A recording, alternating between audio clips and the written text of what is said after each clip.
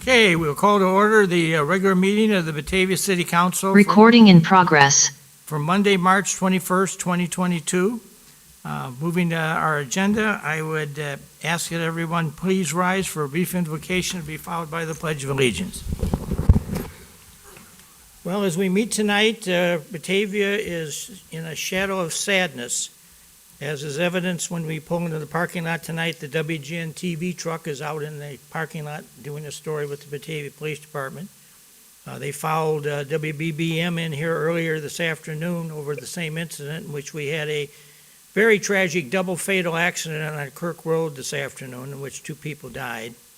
This always brings a great degree of sadness to our public safety staff. And following those that accident, we had 2 more, one out at McKee Street and Randall Road, and we also had one on Fabian Parkway at Surrey, in which some more injuries were reported. Nobody, unfortunately, was killed, but it was a rough day for the Batavia public safety people. And it makes me much aware, as I'm sure it does all the members of the council, as to the outstanding staff of public safety servants that we have serving the community of Batavia. They've had a very, very rough day. And I would just ask anybody of the mind that would care to throw a prayer of kindness and appreciation to them tonight. It would, I'm sure, help get through what has been a very, very rough day. Tonight, as the City Council meets, we ask for direction and understanding and appreciation and support of each other and the ideas that come before us. We ask for a spirited debate and a sound mind of decision-making, knowing that Batavia and each member of the City Council who is here to vote on these items is here to do what they feel is in the right world for Batavia, for the future, and for our community as a whole. Tonight, as also, we always want to remember those from our community who are serving on foreign soils in defense of the liberties of the United States of America, and we just ask that that brutal moment and this brutal time worldwide, that again, a special blessing be showered upon each and every one of those men and women from our community and from our country who are out providing the vital missions of freedom and protection for us all in the days ahead. We ask again for direction and appreciation and viewpoints by the City Council, and we ask that as we go about our meeting tonight, we do the right things for the right reasons in serving the good people of Batavia. We ask for all these blessings. Amen.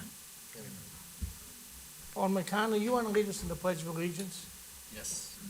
Pledge allegiance to the flag of the United States of America and to the republic for which it stands, one nation, under God, indivisible, with liberty and justice for all.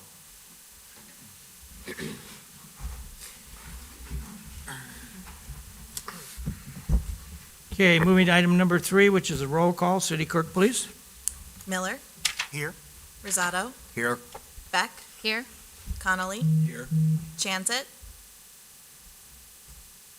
Wolf. Here. Zolfa. Here. Barron. Here. Lehman. Here. Ayazi. Here. Malay. Here. Ewer. Here. Cerrone. Here. Vogelsinger. Here. So we have 13 of 14.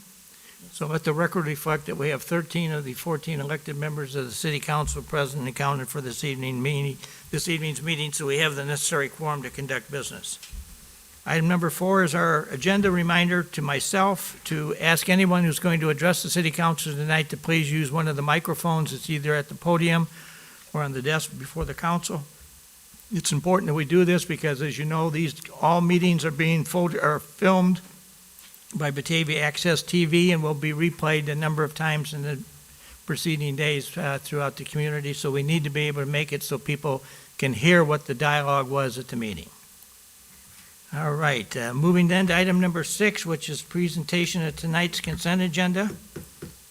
Alderman Chanzit is, Absent. he's the one that's absent. Who's Alderman Beck? Would you present that, please? Your Honor, the consent agenda reads as follows. To accept and place on file the building reports from February 2022, and for approval, the April 1st, 2022 payroll in the amount of $935,811.61. The accounts payable check register in the amount of $4,029,567.07. The city council minutes for March 7th, 2022. The 2021 budget transfer and reconciliation list. Resolution 22-34-R, approval of the 2022 zoning map. Ordinance 22-14, terminating the special service area number 61 for 1 Washington Place redevelopment. Amendment to Resolution 21-86-R, downtown improvement grant for Ware Equity Partners at 15 East Wilson. And Resolution 22-36-R, approval for design engineering services with RJN Group for improvements to Randall Road Lift Station. Your Honor, I would move that we approve the consent agenda as read. Second. Moved by Alderman Beck, second by Alderman Wolf for the approval of the consent agenda as presented and read. Any discussion? Questions? Chair hearing none, the clerk call the roll. Beck, Aye. Connolly, Aye. Chanzit, absent. Wolf, Aye. Solfa, Aye. Barron, Aye. Lehman, Aye. Ayazi, Aye. Malay, Aye. Ewer, Aye. Saron, Aye. Vogelsinger. Vogelsinger? Aye. Aye. Sorry. Thank you. Miller, Aye. Rosado, Aye. 13 yes, no, 1 absent. Motion's approved, 13 yes, no nos, 1 absent. All right, moving to item number 7 on our agenda, which are matters from the public for items that are not on our agenda. Do we have anybody this evening who wants to speak to us about something not on the agenda? All right, we have nobody at the moment. Moving to item number 8, which is approval of Class D1 restaurant all liquor license application for El Taco Grande Restaurant at 6 North River Street in Batavia. Who's got this one? Alderman Beck? No, I'm going to sit Oh, down. you're gonna abstain, okay. Yeah, I do, Your Honor. Okay, Alderman Rosado? Yes, this item was discussed at the 315 Cow and moved to City Council with a unanimous recommendation. Is anyone here from El Taco Grande? I don't believe so. Not online either? No. Okay. And if that's the case, I would make a motion to approve liquor license application for Vieja Inc., DBA El Taco Grande Restaurant at 6 North River Street in Batavia. Second. Moved by Alderman Rosado, second by Alderman Sharon for the approval of the Class D1 license for El Taco Grande Restaurant at 6 North River Street. Any further discussion? Clerk, call the roll, please. Rosado, Aye. Beck, Connolly, Aye. Wolf, Aye. Solfa, Aye. Barron, Aye. Lehman, Aye. Ayazi, Aye. Malay, Aye. Ewer, Aye. Saron, Aye. Vogelsinger, Aye. Miller. Aye. 13 yes, no, 2 absent. Okay, 12 yes. 12 No. yes, 1 absent and 1 abstention, right? 12 yes, no, No, 2 no. absent. Okay, very good. Motion's approved.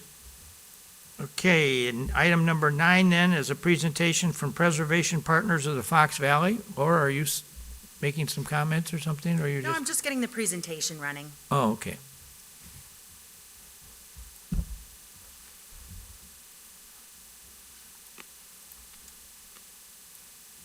We have to get used to staff running around now because they're not sitting next to the microphone.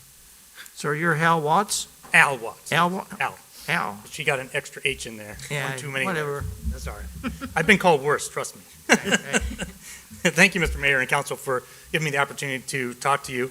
I'm Al Watts. I'm the new Community Engagement Director for Preservation Partners of the Fox Valley. Tonight, I want to just tell you a little bit about me, because I'm new, outline how our nonprofit organization has been serving Fox Valley for 48 years, how investing in historic preservation generates economic growth for the city of Batavia, and how we can be a resource for you. So myself, I live in South Elgin with my wife and 4 kids. 3 of them go to St. Charles schools, and then my oldest goes to the University of Iowa. Before I was hired in August of 2021, I was a stay-at-home dad for 19 years. Part of that time, I served as president of the National At-Home Dad Network, educating about the importance of fatherhood and creating a community for stay-at-home dads. I also love history, so one of the other things I got to do while I was staying home and my wife would take care of the kids so I could go do this was be a Union Civil War reenactor. So get to dress up in the whole outfit and go out there and shoot Confederates. Lots of fun. In 2020, I began to work on my degree in public history, master's degree in public history. As my kids are getting older, it's time for me to start figuring out what I'm going to do with my life now. And that is what led me to this role. So, Preservation Partners, we champion a sense of place for Batavia, Geneva, and St. Charles. Our mission is to offer heritage education and promote the preservation of the Fox Valley's rich architectural and historical resources. We accomplish this through tours and education experiences at 5 historic properties and by serving as a resource for preserving historic architecture. First, I'm going to show you this photograph. I'm sure you've seen some of these. The Shumway Studio right here in Batavia puts these together. It's really a cool thing that they do, where they're juxtaposing a picture from the past in Batavia with a current picture. And what you can see on this is East Wilson Street, obviously, that some things have changed, but it still looks familiar, right? It still looks like Batavia. And while there have been some changes, the character and the uniqueness that's found only in Batavia is visible in both sides of the picture. And I suspect when you're looking at this picture, you're recalling of a time maybe when you walked down the street during the time when that historic picture was taken or sometime near it. If you feel any emotions about that memory, you might think that's nostalgia, but really what you're feeling is a concept called sense of place. Now, sense of place gives us connection, comfort, and commonality, which are elements linked to quality of life. So communities with a strong sense of place like Batavia are where people want to live, work, and visit, and communities with a sense of place are places that grow. And history is what creates that authentic place, that sense of place, because that's how we connect to our past, is how we can find our way to the future. And recognizing this council in 2014 in the comprehensive plan highlighted that, quote, the historic character of much of the community is integral to its image. Now, if Batavia residents and visitors don't know the history, they will not feel any kind of an emotional connection here. So education is a critical component, because if you understand something, you appreciate its value. And that's what we do. So one of the things we do is we create education experiences at 5 historic places in the Fox Valley. So in St. Charles, we engage visitors at the Durant House there on the left from 1843, and on the right, the Scholl School that was built in 1872. In Geneva, we lead tours at the Fabian Villa, which is right there in the center, and which was built by Frank Lloyd Wright in 1907. And then the Fabian Japanese Garden there on the bottom left that was installed around 1910 and restored in the 1980s. Our offices are in a house right there on the river in St. Charles. The Beath House was built in 1850. Beyond our museum doors, we also work on educational programming. We partner with the Batavia Depot Museum in Kane County Forest. We serve as a voice for the community on preserving Batavia's history. We offer education on maintaining historic property, and we are a resource on local ordinances, tax benefits, and adaptive reuse ideas. And one that is actually happening right here in Batavia is kind of cool. It's 10 Shumway. The originally, as I understand, was a theater, and most recently was an office space that's being turned into the Sturdy Shelter Brewing, which I met with the gentleman last week. I'm really looking forward to having one of his beers in a couple of months when they're open. Now, our efforts championing a sense of place for Batavia are reinforced when the built environment is preserved as well as possible. So investing in this historic preservation has the added benefit of driving economic growth. So according to research by University of Pennsylvania economist Donovan Ripkema, property values of buildings in and adjacent to historic districts are higher than those that are not. Visitors tend to travel further, stay longer, and spend more in historic districts. Preserving historic buildings creates jobs. It saves the city money by utilizing existing infrastructure, and it saves the environment. The saying goes that the greenest building you can ever build is the one that's already built. Just repurpose it. So just kind of give you a summary of how this kind of works with history and preservation. education on local history and preservation creates that sense of place that people want to live, work, and visit, and that is what drives revenue to the city. So my goal for you is to have the information that you guys need to maintain Batavia's unique character and sense of place so that it can generate economic growth. Sometimes there are difficult choices, and we can help. That's what our job is, to regularly bring you information that you will need during those times when you're having difficult choices about whether to keep a building or not, or add something new to the historic fabric of Batavia. I can facilitate short conversations on future council meetings if the council is interested, or we can meet one-on-one just to talk about various different things like local history, getting more of that information that's out there. I can give you information about economic benefits of historic preservation. There's a lot more detail than what I've already discussed. Talked about the state and federal tax credits that are available for projects that are repurposing historic buildings. And talk to you guys about creative adaptive reuses, such as this building that we're in right now. But best of all, everything that we do is completely free. We have membership, and then we operate museums. And what we do is free service for you to help you guys with whatever we can to help maintain a good sense of place here in Batavia. So if you have any questions, I'd love to hear them, answer them right now. There's my contact information. And if I may, and pass these out. Just some more information about our organization and my business card. So, any questions I can answer for you? Any questions? Well, I would, I have co-authored the history book on Batavia on 2 previous occasions, so I'd be more than happy to have you come down someday and take you to lunch, and we can just talk about a lot of different history. I'd love to. I mean, you don't realize till you get in here, and I had a congressman I was chit-chatting with today, who's now Batavia's newest congressman, and I was telling him about the room that you are standing in here right now.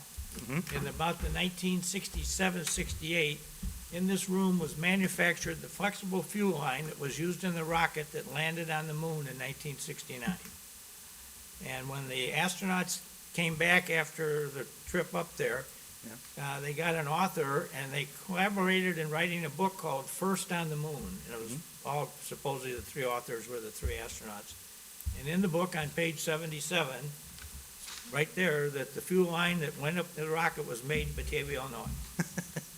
So at the back there, we have a picture of Buzz Aldrin standing on the lunar surface. And I got that given to me from NASA, no less, because what we were in the process, and I have to take the blame for this, that it's not done. We're going to make a little exhibit back there that has page 77 from the author's book and whatever, and put the whole story there about how the fuel line was made in this room. And another spin-off of this whole thing is that Buzz Aldrin's grandfather, whose last name was Moon, that was his last name, for between the years of 1915 and 1918, he was the minister of the United Methodist Church, 2 blocks up the street here on Batavia Avenue. And he had a daughter by the name of Marion, and Marion was Buzz Aldrin's mother. So we're about tied into that moon landing as anybody around. One time I had the mayor of Rosemont in here, and I was sharing a lot of this with him, and he says to me, well, Jeff, you know what I got in Rosemont, but on a history perspective, you got me beat. Yeah, there's a lot of rich history here, as I have been learning, and I would love to sit down with you and just be a student for a while. Give me a call sometime in the next few days, and certainly if any of the members of the council would like to come along, let me know after the meeting, and I'll include you in the conversation. But, I think there's a lot of stuff that could be done. It's amazing to me when people come in and we start sharing all this with them. They're just absolutely dumbfounded by the closeness of the American experience that exists specifically right here in the Tri-Cities. Yeah. There's a lot of that, so. I helped out the St. Charles Museum. They do like a walking tour during the Scarecrow Fest over there.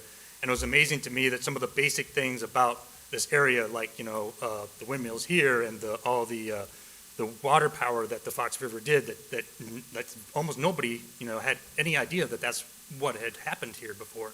And so it's kind of amazing to be able to continue to share that. That story is never out there enough, and so we're doing all we can. Well, you talk about taming the American frontier. The wooden wagons, most of which left Batavia and went out there, were made right next door here at the old Newton Wagon Factory, which later became Batavia Body Company for truck bodies. Yeah. And then the windmills were made here. Probably more windmills were made in Batavia than any other place in the world between about 1870 and 1920 or thereabouts. Yeah. And so, that helped settle the world. So, and then you go forward another 50 years and you get the arrival of Fermilab.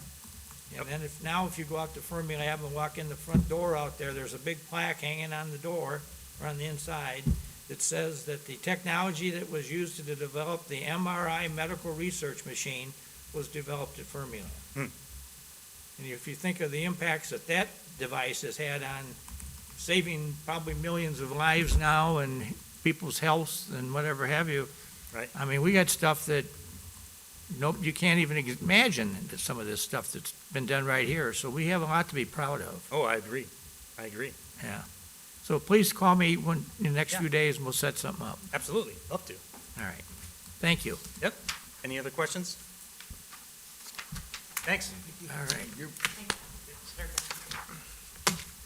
All right, moving to item number 10, and this sounds very interesting. We're going to have a presentation about an Eagle Scout project to benefit suicide prevention services. And Alderman Cerrone, you have some background in this, don't you? Well, they reached out to me, and Could you do the introduction or whatever? sure. Well, I will ask Ethan to come on up and with his. Is he coming up alone, or is his parents coming up? All right. You know what? We've all seen it in papers, online. Ethan has done a stellar job of getting the word out, and it's something that's resonated with us on the council for the time that I've been here. We've done as much as that we can do to help get the word out. So I was intrigued, not only that he's going for his Eagle Scout, which I respect, but to take on this topic, which is heavy, but needs to be getting out there. So I appreciate you coming forward, and all I did was call Laura and say, can we do this? So it's all Ethan. Go ahead. Thank you. Mr. Mayor, members of the council, and residents of Batavia, thank you for allowing me to speak with you today. My name is Ethan Tarver, and I'm a Life Scout in Boy Scout Troop 21. This Thursday, I, along with fellow Scouts, will be working on my Eagle Scout project. The project is designed to bring awareness to mental health and suicide prevention. With donations from friends and family, I was able to purchase a copy of the documentary The S Word, which talks about the stigma of suicide through the faces of survivors and people who have lost loved ones from suicide. Suicide impacts everyone. In 2020, it was among the top 9 leading causes of death for people ages 10 to 64. Suicide was the second leading cause of death for every year. Nearly 1.2 million people attempt suicide, and nearly 46,000 people die each year from it. There's a death by suicide every 11 minutes. It has impacted our country, state, and community, even within our scouting community. I have been volunteering with SPS since I was little and continue to do so to this day. My fellow Scouts and I coordinate the annual Luminaria display on Christmas Eve, which lights up the path of Stone Manor in Batavia, home of SPS. I have rented the Batavia Civic Center for this Thursday evening and will be showing the film free of charge. In addition, I have requested local mental health professionals to provide a panel discussion after the film to share their perspective on suicide and what can be done to fight the stigma and help those around us. My fellow Scouts have helped me develop a plan to promote and share this important message. We hope to accommodate for about 60 guests, and so far 25 have signed up. I welcome your attendance this Thursday night at 7 o'clock, and I encourage you to spread the word in our community. Thank you. Are there any questions? Are there any questions? Well, I'd just like to say, I have the opportunity to talk to our police and fire chiefs almost every day, and I get to know probably more than most people in town do because, anything that we do as a police or fire department that involves any type of health issue, mental, physical, or whatever have you, it's probably protected by the Health Information Personal Privacy Act, which basically dictates that we dispatch any emergency personnel to help somebody. We can't tell anybody about this, and I don't have any problem with it. It's just the way the law is. So most people in town have no, unless they've been directly hit by it or had some friend or whatever, most people don't have any awareness that this is going on. And unfortunately, I would tell you, as one who makes kind of an outsider observation of this on a day-to-day basis, this whole mental illness thing is maybe the biggest problem we got in Batavia. I mean, it's right there. It's in our face every day. We run 6 ambulances out of the Tri-City ambulance between the 3 towns, but we have 2 based here in Batavia. And a lot of the calls our folks go on are mental illness calls, some of which are threats of suicide or are suicide or whatever have you. So this is a most worthwhile conversation to have. And I think that it's your people of your age, if we can get to some of those folks and show them where help is and where advice is and how to kind of overcome some of these, we may go a long way toward maybe saving some lives in the days ahead. So I appreciate and commend your efforts as to what you're trying to do here. And it's the most worthwhile project. And I'm sure the city staff will be here, happy to help you in any way we can as far as, anything that you may need. But it's really folks in your age group have got to get together and have the realization of how really bad this is. So I'm glad that we're not afraid to tackle it and get it out there and do it the right way. So thank you very much on behalf of the city council and myself. Thank you. Anything else? Anybody else in the council have anything you want to say? I'd just say that I really respect you for doing this. I think this is something that, especially in the teenage age group, kids need to know that there's always another way out, that suicide's not the answer. And I pulled out this shirt. This is from an old suicide prevention, and it's your life, fight for it. And I think when somebody your age steps up and gets out there to try to bring this information out is even more important than any adult or any other group trying to do that. You're trying to help your own. You're trying to help people your age. And I think it's really important that people your age do that. So I really respect you for doing that. Thank you. Anybody else? Well, thank you. And, time goes on. If you would like to come back and give us an update someday and tell us more of what's going on, Right. we'll be happy to entertain you. All right. Thank you. Thank you. Thank you. All right. Item 11 is the Main Street presentation. Do we have somebody here from Main Street? Beth is online with us. Beth, are you with us? Yes, I am. There you are. Good evening. Tonight, I'm going to report on Restaurant Madness that's going on this week until the 24th. So get out and take advantage of all the deals at our local restaurants. We have Egg Hop coming up on April 16th, which will be downtown, and that will be from 10 to 1. And we're still looking for volunteers. So if anybody's interested, you can go to downtownbatavia.com. Our kiosk project is moving along. We're on track to have installation be completed by the end of April, and that will include the new downtown directory that's being done by Dave Anderson of Anderson Design. The Boardwalk Shop, the new tenants are starting to move in, so they will be open on May 20th, so you'll see lots of action over there. And then our last year's Boardwalk Shop, we had Pretty Pages and Mojo's open on March 12th at 241 West Wilson. Black Angels opened in Geneva underneath the name of Urban Artisan last weekend. Catalpa Manor and Farm Dog Flowers will open in April, so mark your calendars and try and visit those shops.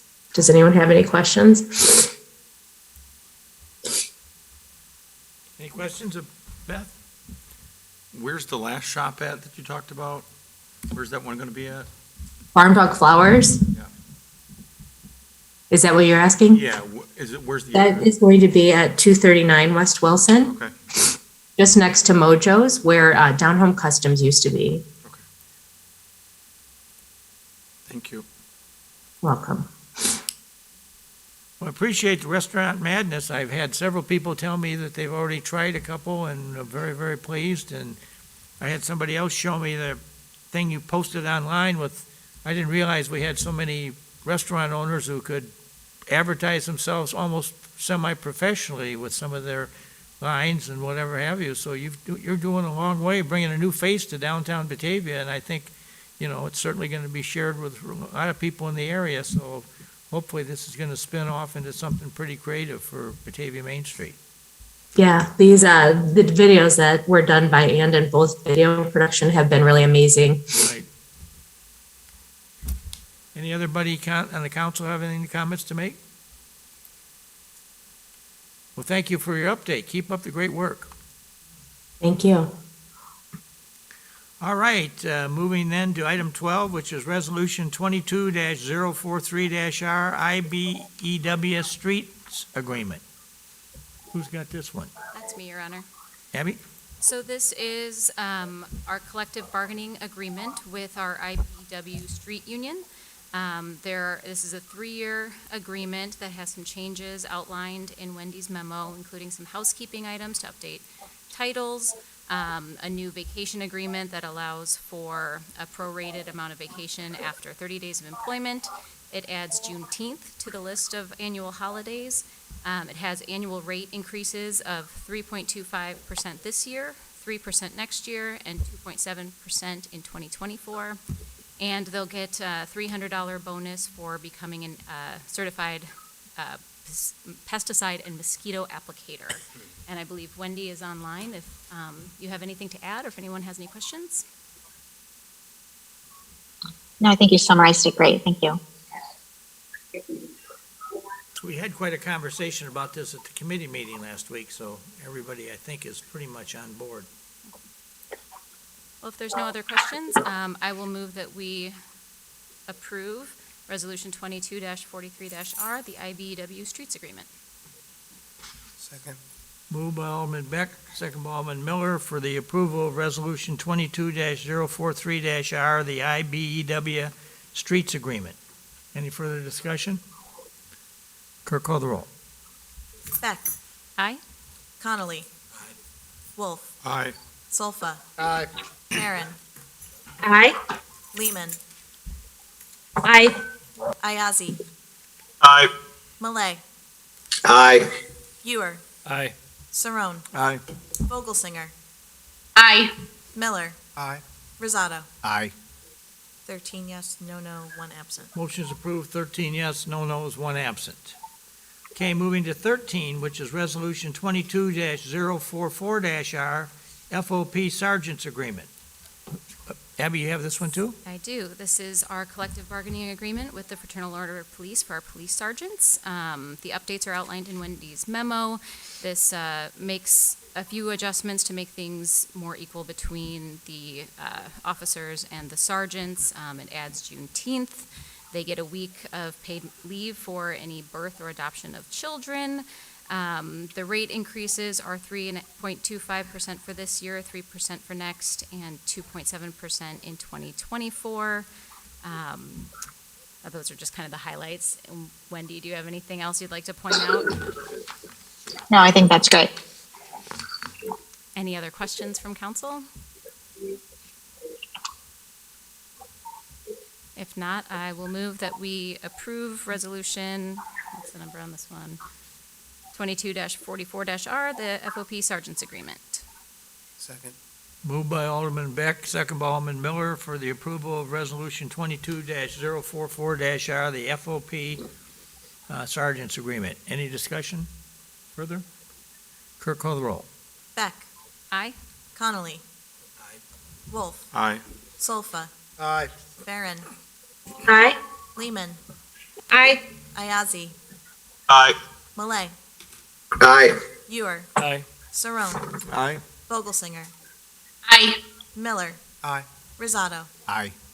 13 yes, no, 1 absent. Motion is approved by a vote of 13 yes, no no's, 1 absent for Resolution 22-044-R. Okay, moving to 14, the Administrator's Report. Laura, please.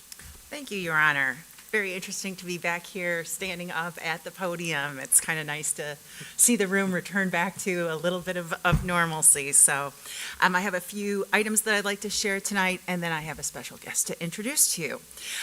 Tomorrow, March 22nd at 7 o'clock p.m., we'll have our Committee of the Whole meeting. Today, we had a follow-up meeting with the Active Transportation Alliance of Chicago, who are helping us to update our bike plan into an active transportation plan. They reported that we had 620 separate responses to the survey that we sent out, which in their experience working with other communities is a tremendous response from the community. I know it doesn't sound like very many people out of more than 26,000, but it is actually quite hard to get people to respond to surveys like that. So they were very excited about the number of responses, and then also with the interactive map, the extent to which people identified problem areas, problem routes that they would like to see, routes that they're most comfortable using, and that this information will be very valuable to us as they assist us in developing recommendations and an action plan that we can really, make improvements to the walkability, bikeability of our city as a whole.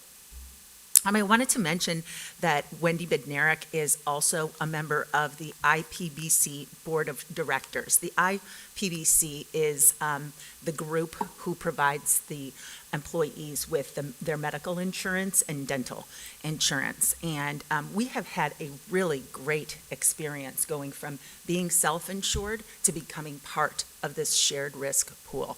In fact, we have had very low single-digit increases, and on the HMO side, we've had decreases in our rates, and this is not the typical experience out there with regard to employee medical benefits. So we've had a really great experience with them, and I think it's a benefit to us that Wendy takes the time to be a member of their board of directors as well. Happy to report we are going through second interviews for our electrical engineer position, so that's really great too. And then also our HR specialist was conducting engineering intern interviews with public works staff last week as well. In community and economic development, the permit for interior finishes for a spec industrial building at 1252 Pearson Drive has been issued. They already have a tenant who has taken over 100% of the space. Their name is Pandion, and it will be a regional distribution facility similar to last mile type delivery service. Which will be very, very interesting, but we're really glad to hear that they already have a tenant there. We also are ready to issue permits for the interior finish out of the Starbucks and Chipotle, and the permit for Sturdy Shelter Brewing, which you've heard about a couple of times tonight, has been issued and their interior construction is underway. The Plan Commission held their meeting on March 16th and made recommendations on a variance for 416 North Batavia Avenue, electronic message signs in industrial districts, and garage setback requirements. And so these will now come back to you at a future committee of the whole meeting. The Winding Creek final plat and approval of certain easements will be on the COW agenda for tomorrow night. And once those have been approved by City Council, the developer will be able to close on their land purchase and annex the property into the city. In Public Works, formal submittal has already been made to IDOT for a permit to remove the pedestrian crossing at McKee Street and Batavia Avenue. And a letter has been prepared and Mayor has signed requesting that the Secretary of Transportation please expedite both the permit for the removal of the crossing and also consideration of our request for a road diet on Route 31. And we also have transcribed the statements from the individuals who spoke at the City Council meeting on, I believe that was May 5th.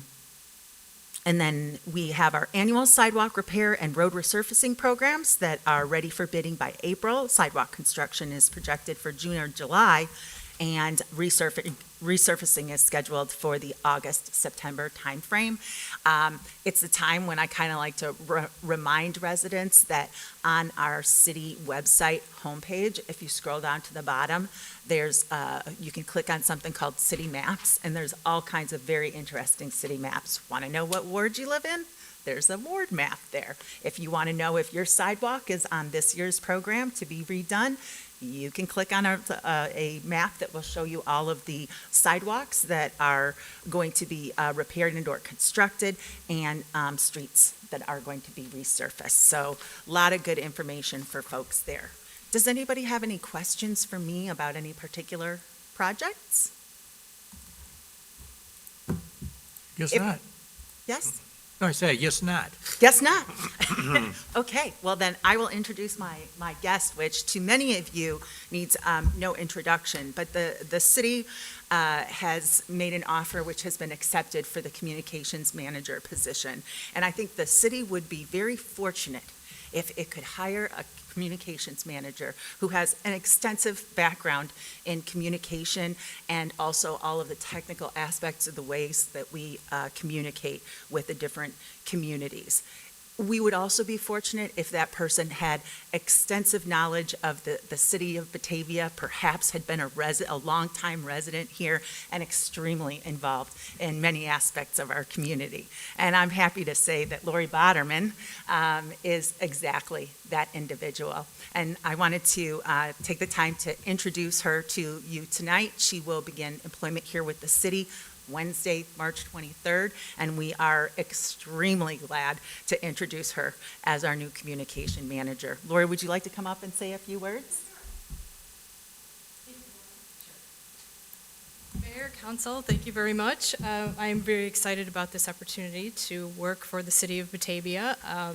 I've lived here since 2003, and I just love this community so much. My husband, Kevin Boderman, was on city council for a brief time. We are very, very involved in the community and excited. And I wanted to just let you know I'm hoping to be a great resource for you, and hopefully you will be a resource for me. And I hope I can meet with all of you individually at some point, especially you, Mr. Mayor. And if you have any questions for me, I don't have an email yet. I don't have an email address yet. Otherwise, I would send it out to everyone. But I hope that you'll feel free to contact me at any time with any questions. Do you have any questions for me right now? Anybody have any questions? Welcome aboard. Thank you. Thank you so much. I mean, when Laura told me who she was going to hire, I was in agreement with it because you come with some background. You've been kind of a part of this group and with your husband on the city council and everything else. You kind of know how it works and what the aches and pains and moments of consternation are. And so it's somebody you're don't have to teach you a thing. You can hit the ground running. Well, I don't know about that. I'm sure you could teach me some things. Yes, I'm very, very excited to come to this role. It just works out really well. I think my skills match what the community needs. Yep. So thank you so much. All right, look forward to you. Thank you. Thank you. Okay, going to committee reports. Alderman Wolf, you have anything under community development? Nothing more than what Laura mentioned for tomorrow night for the Winding Creek subdivision. We got, I think, 4 or 5 different things for that tomorrow night. Alderman Beck, you have anything under government services? Tomorrow we'll be discussing an intergovernmental agreement with Batavia Township and Countryside Fire Protection District. Okay. Alderman Cerrone, you have anything under public utilities? Nothing to report, Your Honor. Okay. Alderman Rosado, you have anything under city services? Yes, we have a couple items. We have Resolution 2237R, which is for engineering services for Prairie and Wilson Street intersection improvements. Resolution 2242 to purchase a drone, and Resolution 22046, acceptance of a public sidewalk. Okay. It's a little agenda. Yes. I'll be anxious to see if your drone gets any conversation. Yes, I'm sure it will. All right, anybody on the council have any other things you'd like to bring up under other business? Alderman Miller. The fourth session for the Batavia Public Schools long-term plan is coming up this Thursday, March 24th, from 6:30 to 8:30 at Rotolo Middle School. The previous 3 sessions have all culminated to this one, which they have titled Developing the Recommendations. So as a parent with kids starting off in the school district here, it's going to be important that the community is engaged and is heard and gives their opinions, and also that the school district and also the city continue to work together to form a long-term plan together. So would you like to invite any members of the council or the community who would like to come to the meeting? Anybody. Yes. As Okay. many people as you can come, please come, because all opinions, all age groups, all backgrounds will be vital to the success of the school district. Okay. All right, anybody else on the council? All right, I'm gonna, Leah has her hand up. oh, Leah? Oh, thank you. I just wanted to mention that I did reach out to Deputy Chief Blowers about concerns I have about excessive speeding around the high school before and after the school lets out. I live in that area, and it is very concerning for the residents and for the pedestrians, even the high schoolers who are walking home at the end of the school day. And there are not sidewalks everywhere around the high school. I know on Roberts Lane, a good portion of Roberts Lane, there are not sidewalks. So we have students walking in the road, then with excessive speed in vehicles also on those same roads at the exact same time. So just shared my concern with Deputy Chief Blowers today. He very quickly responded, which I so appreciate that after the day I know that he had with the other incidences that have gone on today in Batavia, but that they're going to increase patrol in that area. But just wanted to share that, especially after the many accidents that happened today in Batavia, that this is definitely something that we need to continue being concerned about for the safety of our students, the safety of our residents. Okay. Anybody else on the council, anything else they wish to bring up? Laura, on that thread, are we doing another slowdown sign thing this year? Yeah, as a matter of fact, Lori and I have discussed whether we should stick with the same campaign or maybe look to refresh it and update it in some way. So that is definitely on our radar for this year. Slow down and put your phone down. Yeah, there you go. Good. Because I think that, especially as it gets nicer out, I think that that's a good, obvious, I hate to use the pun, sign, but it's what needs to be out there. Yes. All right, if nobody else wants to talk, I just have something here. I will tell you that the $64 question from the citizens who called the mayor's office in the last couple of weeks is, you know, they've heard about all this new maps that's been written about stuff and who's running for what and who isn't running for what and whatever have you. And so there was a lot of confusion as to who is our congressman now? And I said, well, whoever it was still is, because the election hasn't been held and won't be held till November. So whoever the person is that had the office, and I think most of us know, and in a lot of Batavia, the congressman was Underwood, and there was a couple others that were briefly in and out of the picture here. So with the new map that's been drawn, everybody's, well, who's going to be my congressman? How's this all going to work? So that was a very interesting question. So trying to get a map that was really finished off and had the boundaries and showed you what was not any easy thing to do. I find this map I have in my hand. I started with a phone call to former Mayor Pro Tem Alderman Dave Brown, who's now on the county board, who in the county is the ones who are preparing the maps, and I asked him if he could use his influence to get me some maps about who are the representatives and the congressmen and everybody else for the district. So he went to work, and he went to no less than the Kane County Board Chairman, Corinne Pirog, and asked her if she could get the city of Batavia some maps. So last Friday, County Board Member Brown showed up at my office with a whole bunch of maps. So it's too much to talk about them all at one meeting, but I wanted to get this one question answered for people, because I think I was kind of surprised, like I think many people are, who is going to be the congressman for Batavia after the next election? Well, as you know, we had every 10 years you have to reapportion in all the elected districts, and so they went to work on this, and in Illinois, because we've had a population drop, Illinois lost one full congressional district in the coming next term of Congress. So they had to eliminate one congressman. And interestingly, Congressman Kinzinger from Shanahan was the one that's Republican that got into the big debate in Congress about Trump and everything else. So he made the decision he wasn't going to run again. So they just thought, well, this is an easy way to finish this off. We'll just take Trump or Kissinger's district and we'll redistribute that so that we're down a district and we change everybody's numbers around. So they had to change most of the congressmen in northern Illinois around. And what I have here, and I'm going to leave this down here in the room, so if anybody is watching on TV and wants to see this, basically what has happened is Batavia has become a member of the 11th Congressional District. And it takes in almost all the entire city of Batavia. Interestingly, with the exception of one very small area in our town, and that's up on the east side at Route 25 and Washington Avenue where I believe it's the Shell gas station that's up there. And there's, I think, 10 houses on Washington Avenue and 15 houses maybe behind it on Orion Road. They have been put into the, let me get this straight. Mayor, 8th. What? The 8th. The 8th Congressional District, which is represented, I always have a trouble with this name, Raja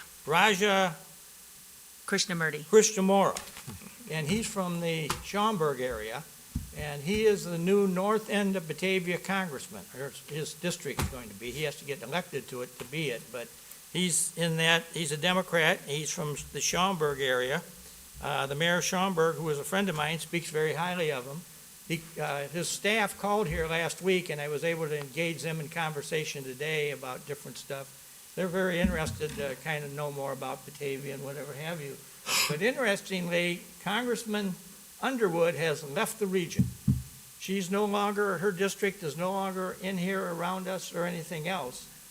She is now down in a lot of what was Kissinger's district, I believe. And so as a result of that, they've reconfigured things and they brought out of DuPage County our former Congressman, Bill Foster. And he is now going to be, his seat is Congressional seat 11. And that's the one that includes the entire rest of the city of Batavia besides this small area that Raja's got up on the northeast side. And so this is hard. A lot of people are having a hard time understanding this. Now, I stress that these folks aren't elected yet, but these are the people whose districts you're going to be voting in and voting on. It gets more complicated, and I don't know if I want to do this at a council meeting or what, but when you get into the state representative and state senator districts, that is a real change of districts. And knowing who drew the map and who some of the people impacted were, I'm just sitting here scratching my head how some of this map got drawn. But it did, and so I can suggest that that's going to be a very challenging arena in this area of who's going to be the state representatives and the state senators. And I got that map, but I'll bring it at another meeting and we'll talk about that. But I just think you guys on the city council here should know what's really going on with these maps, because this is a change unlike I've ever seen in Batavia or the area before. And, you know, one of the things that is laying around out here is that between 2010 and 2020, the U.S. Census Bureau, they haven't given us the final number yet. They have. And it's what, 94 people between, they're trying to tell me, I'm going to be the only one that's arguing this for the moment. They're trying to tell me that between 2010 and 2020, Batavia grew 94 people for 10 years. Now, that's after, if you go out to Tanglewood, out on Deer Path Road in the 7th Ward out there, they built the last Section 5 of their subdivision, which I think was 56 or 57 houses. Now, that's just in that one area. Then over on Kirk Road at the Wind Energy Pass, we have the new townhouse development that's on over there. And as near as the staff can figure for me, they think we very well could have issued up to over 100 building permits in the last 10 years before we got to this time for that area out there. So, I mean, we could be having like 155 units that we know of that were built in Batavia in the last 10 years, and they're telling me we only grew 94 people. So I'm going to be down here when you guys get ready to have the agenda, or for the budget hearings, I'm going to be suggesting that the Census Bureau tells us that they will allow for special censuses to be accepted in the last quarter of 2023. So next year's budget, I'm going to be here suggesting that we go for a special census between that and everything else that's now being built and what you're going to be approving tomorrow night out there on McKee Street there behind Wolcott Lane in that area where those cell towers, that's another 163 single-family houses by itself. By the end of 2023, I think we'll make a lot of money by having a special census, because right now we're losing money that and somehow or another, a whole bunch of people didn't get counted, and I don't know how that happened, but there's just something going on here that I've never dealt with before, and I'm not alone. Let me just tell you that most of the other mayors in the area have the same complaints and raising the same issues that I'm talking about. So if you get a chance, I'm going to leave this map over on the table there, and if anybody'd like to go over and study it in greater detail, but this one's pretty detailed about Batavia, and it kind of shows you what streets are, but basically Bill Foster, if he's running for re-election, if he stays in office and gets re-elected, he was from Batavia when he first got elected, and he's a former Fermi guy, and his district grew, and they moved him more over into Naperville and southern Will County, and he was the congressman for there, but now he got kicked back out here now that they had to find space to move people around since they had to do away with the one district. So that's kind of all the moving parts in this thing, but it's a very complicated thing, and a lot of people, one last comment I'd like to make is that, as you know, we've always been very open about the utilization of this room. And so the last 3 or 4 major general elections, we've allowed this room to become the citywide polling place for early voting in Batavia. And so the last election, which was the presidential election of 2 years ago, we had unbelievable lines of people going out the door, going halfway down Island Avenue, wanting to come in here and vote early for the presidential election. Now, the gals that were running this thing, I went and got them drinks or pop or water and whatever, so we became kind of friends. So they were sharing observations with me, and they noted that it appeared to them that there was a lot of people that were coming in here for the presidential election, and there was, I don't know, 100 of some other names on the ballots for all these congressmen and state representatives and county-wide offices. And they said that it appeared to them that a lot of people came for one reason and one reason only. They either wanted to vote for Donald Trump or Joe Biden, and they didn't care about anybody else on the ballot. And many of them would go in and just click the one space and turn around and walk out and leave. Or many of them would go and vote straight Republican or straight Democrat, and then they'd leave. But very few people stood there and went through the ballot and picked out candidate by candidate. They went just to get the thing over with. And so, I think that's kind of the way it works now in some degree, that people go for the top name on the ballot, and everybody else, whether they love you or hate you, you may or may not get their vote, but most of them aren't voting for that. And so this just kind of complicates the issue, I think, even further. And I went to a couple of senior meetings recently, and this was the big question I got asked. Jeff, who's our congressman? Who's running? Where's these district boundaries at and everything else? Well, here's the map, and so it's an interesting process. So if any of your constituents say, gee, I'd like to know more about where it's at in my area, invite them to come down here. We'll have the map right here, and they can take a look at it and see what's going on, because it's, especially as I say, when you get into the state representative stuff and state senator, man, that's all over the place. Now, the interesting thing, I say this seriously, but almost joke. When under the 1964 U.S. Supreme Court ruling, there's this thing called one man, one vote. And they said that in that edict that every representative district, like in the city of Batavia, we have 7 wards, there should be an equal number of people living in each one of those 7 wards, which I think makes some sense, and that's probably pretty good. So that meant that, some of you have done this with me, we've had to sit down on occasion in past years when we got the census. We've had to move some boundaries around. I think you got moved around quite a bit there at one of those elections. And I got moved, actually, Dave got moved out of my neighborhood. Right. When he ran for county county board. Right. So, I mean, there's just some strange things happen in that regard, but anyway, I guess what I'm thinking is, now we've got this new census that says we grew 94 people. Well, they give you some leeway about how many people have to be in each ward, and it has to be, is it 20 or 30, or you gotta be within a few.